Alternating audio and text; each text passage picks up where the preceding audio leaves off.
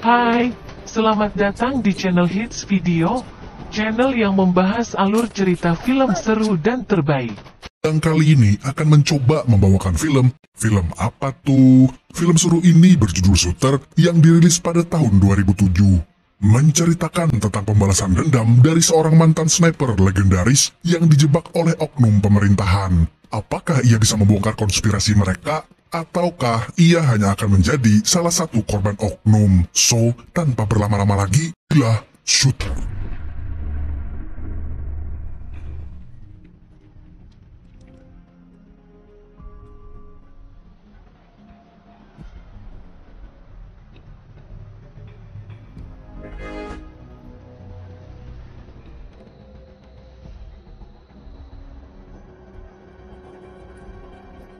Di antara pegunungan yang berwarna sangat hijau, tampak dua orang tentara yang ditugaskan untuk menembak beberapa tentara lawan. Tentara tersebut bernama Bobby Swagger dan Donnie Van. Bobby sendiri adalah seorang sniper yang sudah terkenal tidak pernah meleset karena ia bisa membaca hampir semua unsur geografis sesaat sebelum ia menembak.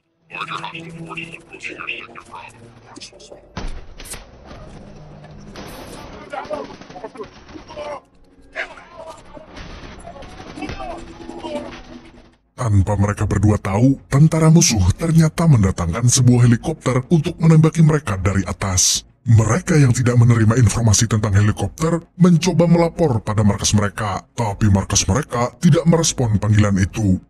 Donnie yang saat itu sudah merasa mereka tidak bisa menang melawan helikopter meminta Bobby untuk segera kabur. Tapi Bobby bersikeras untuk menembaki helikopter tersebut.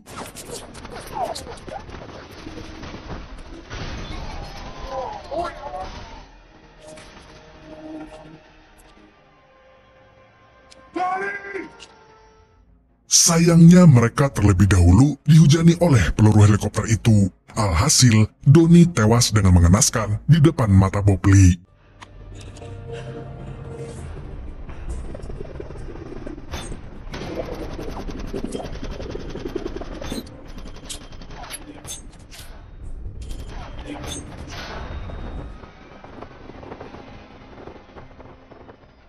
Tiga tahun berlalu, Bobby memutuskan untuk pensiun dini dari tugasnya sebagai seorang sniper. Ia pergi dan menikmati sisa hidupnya di pegunungan terpencil, tempat di mana ia menikmati sisa waktunya bersama anjing kesayangannya.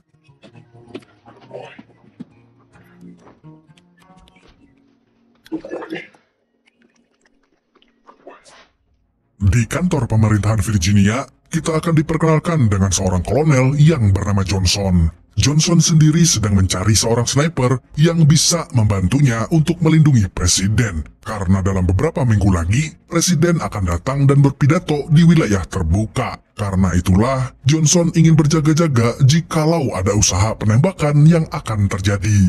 Ia pun diberitahu oleh salah satu teman Rusianya tentang keberadaan seorang sniper legendaris yang baru saja dinyatakan pensiun. Dan setelah memeriksa berkas milik Bobby, Johnson tidak berpikir dua kali untuk langsung merekrutnya.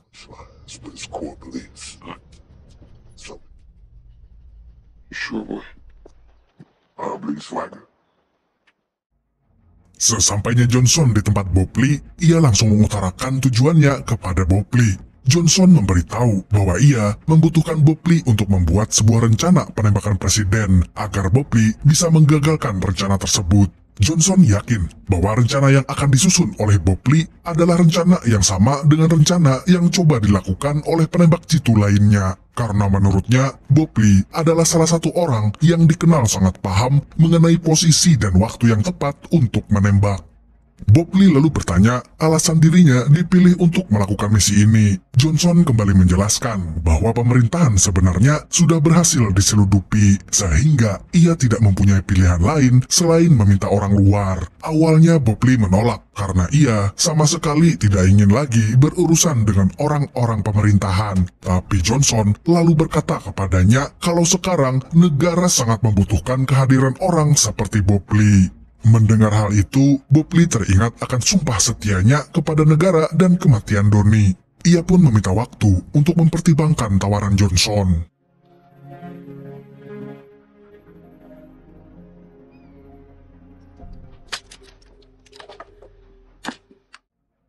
Keesokan harinya, di halaman rumah Bob Lee, ia mencoba menghitung jarak dan tata letak berdasarkan informasi yang ia terima dari Johnson. Ia kemudian menyadari bahwa tempat presiden berpidato nanti memiliki resiko yang sangat besar untuk menjadi target seorang sniper. Merasa tidak punya pilihan lain, Bob Lee memutuskan untuk menerima misi dari Johnson. Dan setelah ia menitipkan anjing kesayangannya pada seorang penjaga hewan, Bob Lee lekas terbang ke Amerika untuk mulai menjalankan misinya. 1,800 yards, so it's 1 to 6 pods being completely static, obviously, at its most exposed. Shot requires luck. Challenge is the wind. Lightest breeze on his head on the fly. That was something to gauge, the shot's just too tough. Di tempat Johnson, Bob Lee lalu menyerahkan beberapa strategi penembakan yang ia prediksi akan dieksekusi oleh orang yang ingin membunuh presiden. Melihat catatan dan perhitungan dari Bob Lee, Johnson bersyukur bahwa ia tidak pernah salah memilih orang. Johnson lalu menawarkan Bob Lee posisi sebagai pengawas saat pidato presiden berlangsung. Sekaligus, ia ingin meminta Bob Lee untuk menemukan sang penembak jitu yang mungkin menargetkan presiden nanti.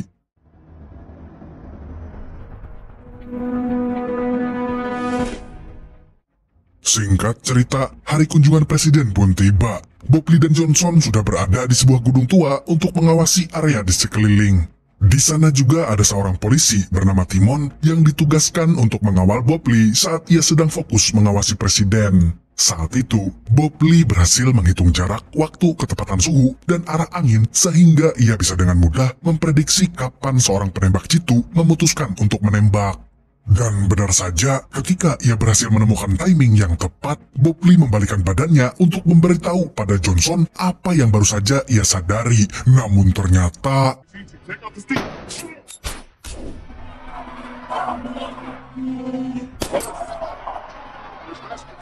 terungkap bahwa Kolonel Johnson bukanlah orang yang bisa dipercaya. Ia ternyata menjebak Bob Lee untuk dijadikan kambing hitam atas penembakan presiden. Sayangnya, Timon tidak berhasil membunuh Bob Lee dalam sekali tembak. Bob Lee lalu mencari segala cara untuk melarikan diri dari tempat itu.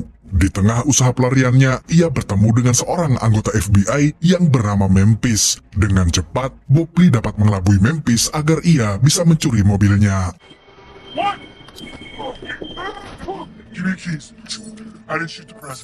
Saat Bob Lee meninggalkan Memphis yang sudah terborgol, ia membisikkan pada Memphis kalau ia bukanlah orang yang menembak presiden.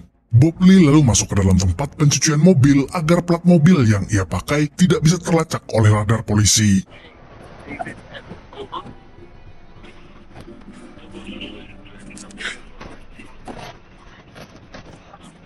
Dengan tenang, ia mencari barang yang bisa ia pakai untuk menyumbat luka tembaknya.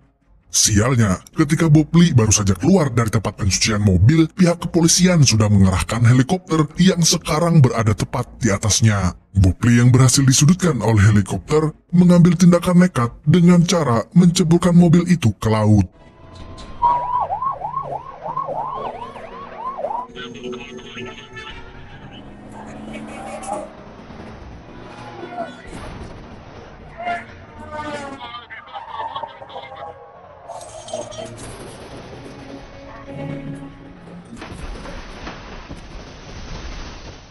Di kantor para agen FBI, rekan kerja Memphis melihat berita yang memperlihatkan Memphis tidak berkutik saat menghentikan Bob Lee. Semua orang di kantor menganggap tindakannya itu telah mengotori nama agen FBI.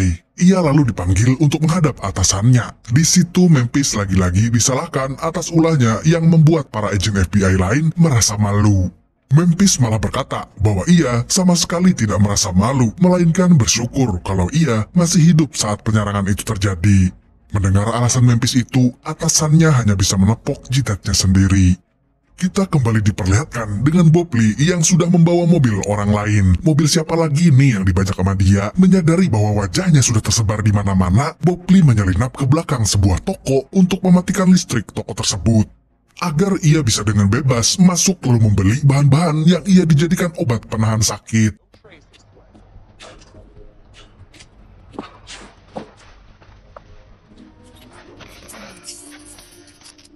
Taktiknya berjalan sempurna. Penjual toko tersebut tidak menyadari bahwa orang yang baru saja ia layani adalah seorang penembak jitu yang baru saja dituduh menembak sang presiden. And Yeah, she thinks it was him. Keesokan harinya, Bob Lee memutuskan untuk pergi ke satu-satunya orang yang bisa ia percaya. Orang itu adalah seorang janda yang ternyata istri dari mendiang teman seperjuangannya. Yap, benar si Donnie. Istri Donnie akan kita panggil dengan nama Sarah. Awalnya Sarah tidak begitu yakin dengan apa yang dijelaskan oleh Bob Lee. Tapi mengingat bahwa Bob Lee adalah sahabat dari mendiang suaminya, Sarah kemudian memutuskan untuk menolong Bob Lee yang saat itu sedang terluka parah akibat luka tembak dari Timmons. Bob Lee lalu memberikan Sarah beberapa resep untuk ia beli di apotek terpisah agar gerak-geriknya tidak dicurigai. Singkat cerita, malam pun poek. Bob Lee membius dirinya sendiri agar Sarah dapat dengan mudah menjahit luka tembak miliknya. Tampak tangannya yang bergetar saat ia menjahit luka tembak itu, karena Sarah sebenarnya adalah orang yang tidak bisa melihat darah.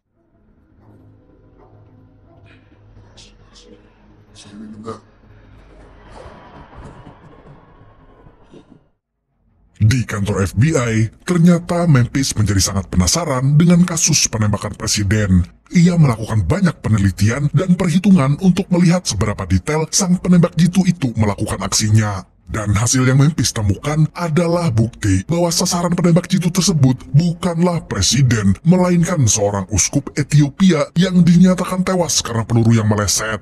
Terungkap bahwa di hari pidato presiden itu, uskup Ethiopia juga menyuarakan kasus yang terjadi di negara Afrika belakangan ini. Kasus tersebut berhubungan dengan perbudakan dan penggusuran lahan tanah secara paksa.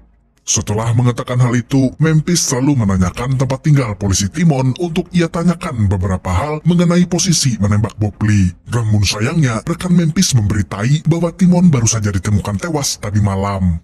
Mengetahui hal itu, rasa penasaran Memphis makin menjadi-jadi. Ia merasa bahwa semua ini adalah skenario konspirasi yang telah disusun rapi untuk dapat membunuh sang uskup Ethiopia.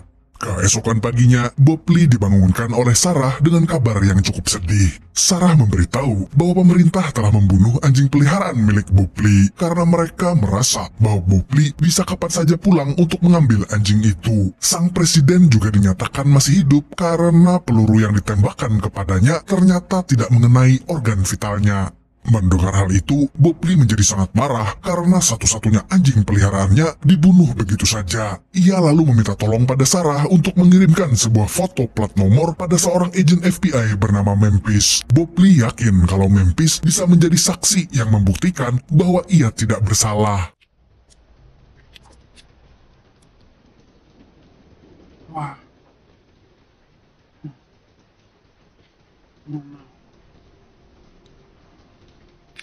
Atas permintaan Bob Lee, Sarah lalu menyamar dan pergi untuk bertemu dengan Memphis. Memphis yang saat itu sedang makan siang didatangi oleh Sarah yang langsung memberikannya sebuah foto plat nomor. Sarah kemudian memberitahu bahwa plat nomor tersebut adalah plat nomor dari sang penembak jitu yang mencoba membunuh uskup Ethiopia. Mendengar itu, Memphis langsung bergegas kembali ke kantornya untuk memeriksa berkas mengenai plat nomor tersebut. Dan benar saja, ketika ia berhasil melacak dokumen-dokumen terkait plat nomor tersebut, ia menemukan beberapa jejak pembelian sebuah lahan yang ada di Afrika. Tapi sayangnya, Memphis tidak berhasil mendapatkan informasi siapa pemilik dari plat nomor tersebut. Sehingga ia pun memutuskan untuk pergi ke kantor Badan Intelijen Negara agar bisa mendapatkan informasi lebih. Sayangnya, di tengah jalan, Memphis dihadang beberapa mobil. Dan tiba-tiba...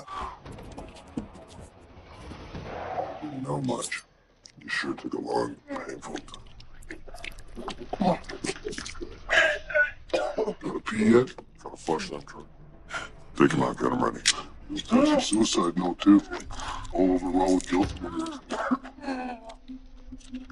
Memphis yang berhasil tertangkap oleh orang-orang suruhan Johnson tidak dapat berbuat apa-apa ketika ia dipakaikan alat yang memaksa dirinya untuk menembak kepalanya sendiri. Dari jauh, kita dapat melihat Bob Lee yang sudah bersiap untuk menembak satu persatu orang yang sedang menyekap Memphis.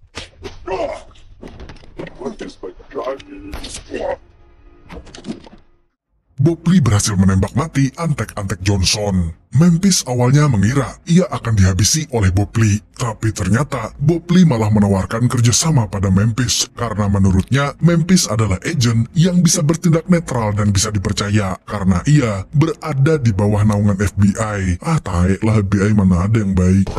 Mendengar itu, Memphis tidak punya pilihan lain selain mengikuti Bob Lee. Di satu sisi, ia juga penasaran dengan konspirasi yang terjadi. So, who is this guy? Bob Lee lalu membawa Memphis untuk menemui seorang sniper legendaris yang sekarang sudah bekerja sebagai penjual senjata api terkenal. Sesampainya mereka di sana, Bob Lee menanyakan perihal kasus penembakan presiden pada sniper legendaris itu. Ia ingin tahu siapa penembak jitu yang berhasil membuatnya menjadi kambing hitam. Sang kakek kemudian membedah kasus yang terjadi. Tanpa perlu datang ke lokasi penembakan, dengan pengalamannya yang sudah sangat tinggi, ia mampu menyebutkan nama beberapa orang yang bisa menembak memakai teknik tersebut. Menurut dia pribadi, kasus penembakan sniper ini memang terlihat sangat sederhana, tapi tidak semua sniper atau penembak jitu dapat melakukannya dengan seksama, karena tembakan tersebut adalah teknik yang dipakai untuk mengecoh lawan, membuat semua orang yang melihat mengira bahwa peluru tersebut meleset, tapi sebenarnya itu adalah peluru yang tepat mengenai targetnya.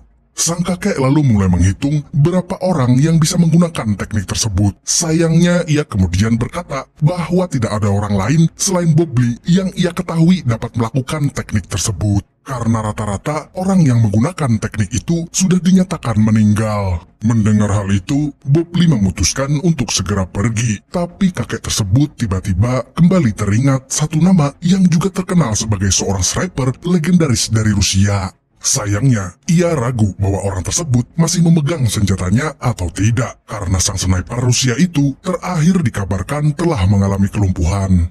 Bob Lee lalu menyadari bahwa ia sepertinya pernah bertemu dengan seorang sniper legendaris dari Rusia itu. Kill them two. Turn one target into four. To an abandoned 6-story building. What? Met the son of a bitch. Beberapa saat kemudian, Memphis menghubungi rekan FBI-nya untuk mencari nama dari penembak jitu tersebut. Tak lama kemudian, rekan Memphis memberitahu bahwa sekarang orang yang dicari Memphis sedang berada di Virginia. Selain itu, ia juga memberikan alamat dan titik koordinat rumah tempat tinggal sang penembak jitu. Sebelum mereka pergi untuk bertemu dengan sosok penembak jitu tersebut, Bob Lee memutuskan untuk mengajari Memphis cara memakai senapan runduk agar mereka berdua bisa saling melindungi.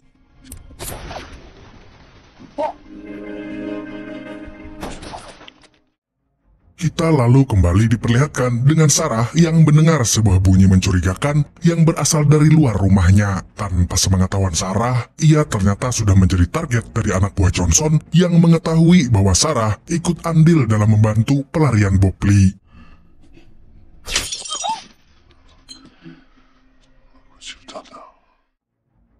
Bob Lee dan Memphis pun beraksi. Memphis ditugaskan untuk menjadi sniper agar ia bisa melindungi Bob Lee yang diam-diam menyusup ke rumah sang penembak jitu. Satu persatu tentara yang menjaga rumah penembak jitu itu dapat dibunuh oleh Bob Lee dan Memphis.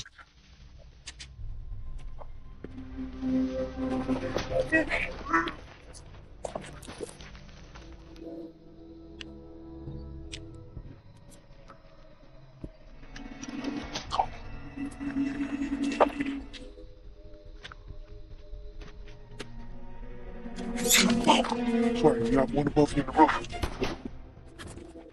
Bob Lee akhirnya bisa bertemu dengan sang penembak jitu. Ia bernama lengkap Serbiak Mikhailo, atau bisa kita panggil dengan nama Samidi. Tanpa banyak bertele-tele, Samidi lalu mengungkapkan alasan kenapa ia mau bekerja sama dengan Johnson. Ia memberitahu bahwa Johnson dan seorang senator konglomerat adalah salah satu dari pemegang lahan terbesar yang ada di Afrika. Mereka kerap menjalani politik kotor yang membuat banyak dari penduduk Afrika kehilangan lahannya. Dan bukan hanya itu, mayat-mayat dari penduduk Afrika yang menantang tindakan mereka dimakamkan di suatu bukit di Ethiopia. Itulah alasan utama mereka ingin membungkam uskup Ethiopia yang ternyata sudah mempunyai agenda untuk membongkar identitas para penguasa lahan tersebut. Mendengar hal itu, Bob Lee lalu menanyakan tentang alasan Samidi memberitahu semua informasi penting ini secara cuma-cuma. Samidi lalu lanjut menjelaskan bahwa awalnya ia diancam oleh Johnson, sehingga tidak punya pilihan lain selain membuat rencana penembakan tersebut. Ia jugalah yang menyarankan nama Bob Lee ke Johnson agar bisa dijadikan kambing hitam. Tapi setelah melihat keadaan Bobley yang sekarang berjuang untuk bertahan hidup, Samidi merasa bahwa ia telah melakukan hal yang salah pada Bobley. Di akhir kata-katanya, Samidi memberitai bahwa sekarang Sarah telah disandera oleh anak buah Johnson guna untuk memancing Bobley keluar. Dan belum sempat Bobley berterima kasih mengenai informasi yang ia dapat dari Samidi, Samidi memutuskan untuk pensiun dini dari kehidupan.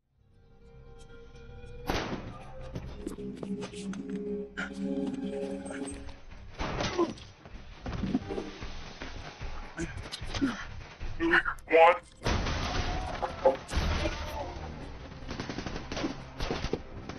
Hit it. Keep up.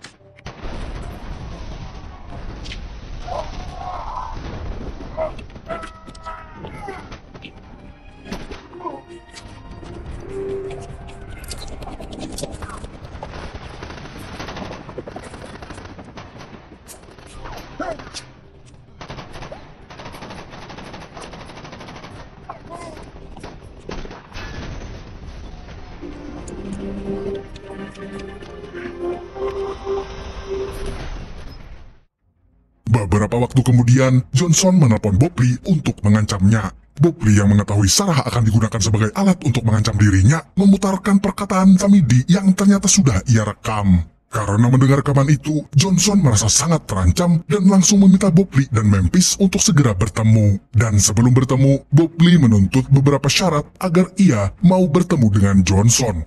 Pertama-tama, pertemuan mereka harus diadakan di tempat yang terbuka, dan senator konglomerat yang selama ini bekerja sama dengan Johnson harus ikut dalam pertemuan tersebut. Mereka kemudian sepakat untuk menukar Sarah dengan bukti rekaman Samidi yang dipegang oleh Bobley.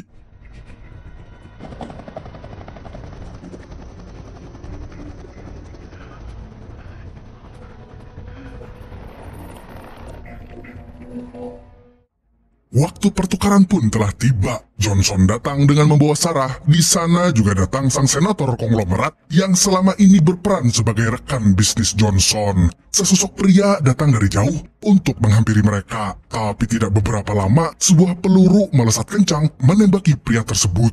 Awalnya, Johnson mengira bahwa orang itu adalah Bobley. Tapi ternyata, Bobley yang sebenarnya sudah berada di sisi lain dari gunung untuk menembaki penembak jitu suruhan Johnson.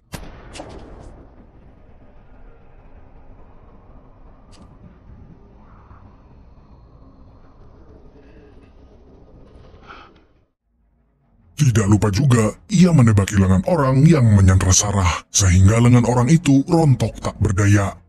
Terungkap bahwa sesosok pria yang ditembak tadi adalah Memphis yang sudah memakai plat baja untuk melindungi badannya. Setelah selesai menghabisi semua penembak jitu yang berada di situ, Bobley datang untuk menghampiri Johnson dan senator. Karena terhibur dengan kecerdikan yang Bobley lakukan, sang senator lalu menawarkan Bobley untuk bergabung di tim tentara khusus yang sedang ia bentuk. Tanpa pikir panjang, Bobley langsung menolaknya mentah-mentah. Pertukaran pun dilakukan Bobley dengan adil. Sesuai janjinya, Bobley membakar rekaman bukti yang ia dapatkan dari Samidi. What are you doing? Saving our lives. It'll be okay. Hold this. That proved you were innocent. Nobody out here is innocent. This stuff's Luton. Setelah melihat itu, Johnson tertawa dan mengatakan bahwa orang seperti Memphis dan Bobley tidak akan pernah menang melawan dirinya. Dari balik gunung, kemudian muncul beberapa helikopter FBI yang datang untuk meringkus Bobley dan Memphis.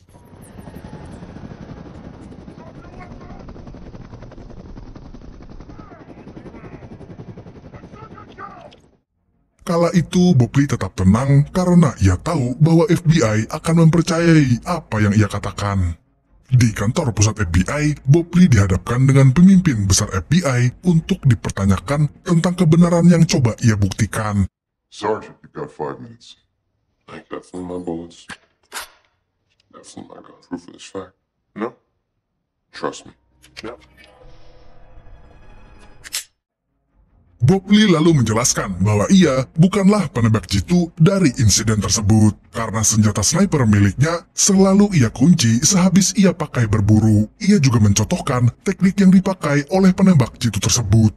Kali ini dia mempraktekkan teknik itu kepada Memphis yang berujung dengan tembakan peluru yang meleset ke dinding, walaupun posisi ia menembak tepat di hadapan Memphis. Tidak hanya itu, Memphis juga menyertakan beberapa foto temuan mayat dan tulang belulang. Bukti kalau Johnson dan senator konglomerat itu telah melakukan banyak hal kotor kepada penduduk Afrika. Mendengar semua penjelasan Bob Lee dan Memphis, pemimpin FBI menyatakan bahwa ia tidak bisa menyentuh Johnson dan sang senator, karena apa yang mereka lakukan berada di luar dari tanggung jawab hukum negara. Setelah mendengar pernyataan tersebut, Johnson lalu berdiri dari bangkunya dan kembali tertawa. Ia lagi-lagi mengingatkan bahwa Bob Lee tidak akan pernah menang melawan keadilan di negeri ini karena ia mempunyai pengaruh yang bisa membuatnya bebas melakukan apa saja. Seperginya Johnson dari ruangan itu, pemimpin FBI meminta maaf pada Bob Lee dan Memphis. Ia lalu menyatakan bahwa Bob Lee tidak bersalah sama sekali atas tuduhan yang dilayangkan kepadanya. Bob Lee kemudian dibebaskan secara bersyarat. Film pun ditutup dengan memperlihatkan Johnson dan sang konglomerat yang sedang melakukan pesta perayaan atas kemenangan mereka membunuh sang uskup. Di kala perayaan itu, mereka mentertawakan usaha Bob Lee dan Memphis yang mencoba mengalahkan kekuasaan mereka. Hehehehehe. Tiba-tiba terdengar suara dari lantai atas. They requested you. Something.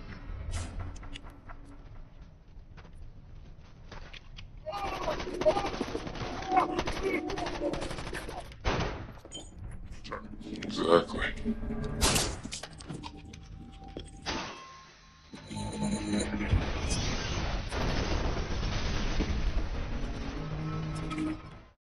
Setelah mengeksekusi mereka memakai hukum rimba atau hukum jalanan, Bob Lee pun kembali masuk ke dalam mobil. Terlihat Sarah yang sudah menunggu dirinya. Tamat!